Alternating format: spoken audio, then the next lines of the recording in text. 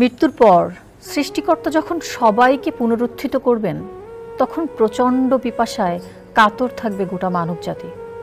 ভয়ানক বিশৃঙ্খল সেই পরিবেশে নিজের উম্মতদের তৃষ্ণা মেটানোর দায়িত্ব পাবেন শেষ নবী হজরত মুহাম্মদ সাল্লাল্লাহু আলাইহি ওয়াসাল্লাম।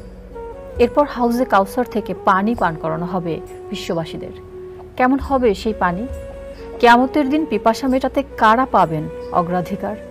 জানাচ্ছেন আহমদুল্লাহ শিকদার। হাউজে কাউসার হলো জান্নাতের একটি ঝর্ণা বা সুশীতল কোনো জলধারা।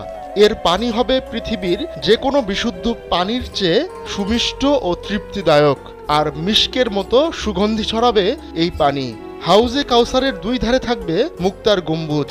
এই ঝর্ণাটি আল্লাহ তাআলা তার প্রিয় বন্ধু হজরত মুহাম্মদ সাল্লাল্লাহু আলাইহি ওয়াসাল্লামকে উপহার দেওয়ার ওয়াদা করেছেন। পবিত্র কুরআনে আল কাউসার নামে একটি সূরায় এই ঝর্ণার সুসংবাদ রয়েছে।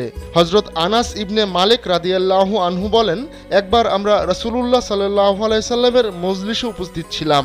হঠাৎ তার উপর অচৈতন্য ভাব চেপে বসল। অতঃপর তিনি মুচকি হেসে মাথা তুললেন। আমরা বললাম, হে আল্লাহর রাসূল, আপনার হাসির কারণ কি?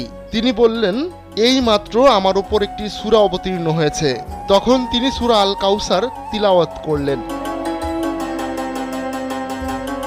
আল্লাহ তাআলা সব নবীর জন্যই হাউজে কাউসার তৈরি করেছেন, তবে হযরত মুহাম্মদ সাল্লাল্লাহু আলাইহি ওয়াসাল্লামের জন্য আল্লাহ তাআলা বিশেষ হাউজ তৈরি করে রেখেছেন, যা অন্যান্য নবী রাসূলদের হাউজের চেয়ে অনেক বড় এবং এর পানি সর্বাধিক সুমিষ্ট হবে এবং হাসরের দিন এর পানকারী হবে সবচেয়ে বেশি। হাদিস শরীফে মিরাজের ঘটনায় ইরশাদ হয়েছে, রাসূলুল্লাহ সাল্লাল্লাহু আলাইহি সাল্লাম বলেছেন, আমি জান্নাতে ভ্রমণ করছিলাম। এমন সময় এক ঝর্ণার কাছে এলে দেখি যে তার দুই ধারে ফাঁপা মুক্তার গম্বুজ রয়েছে। আমি বললাম, হে জিবরিল, এটা কি? তিনি বললেন, এটা ওই কাউসার যা আপনার প্রতিপালক আপনাকে দান করেছেন।